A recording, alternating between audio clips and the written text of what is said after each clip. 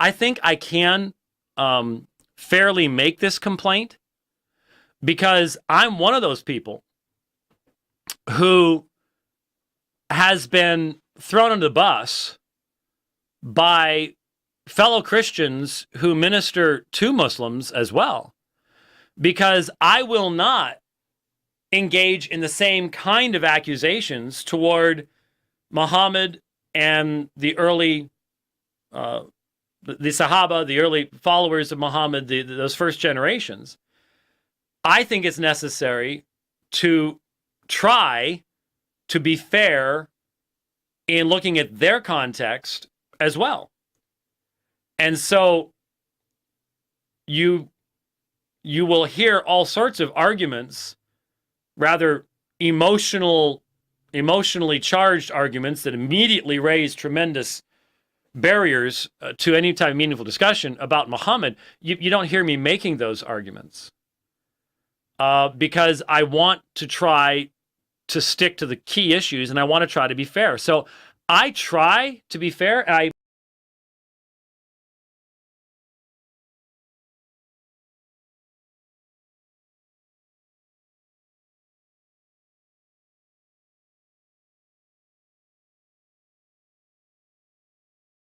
have never suggested that everything Bob Morey has ever said about Islam is untrue.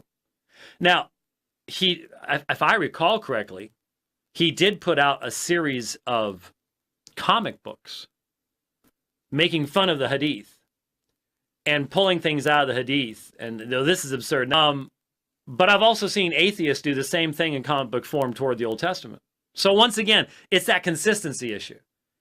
It's that what will actually allow me to communicate in love to the other side issue. And that's where we obviously part ways, not only with he, but evidently his students as well, in our someone just texted me and I have no idea what they're talking about, and it threw me off there a second. We differ completely in our motivations. Absolutely. Then all your theories about moon gods and stuff, debate the Muslims about that.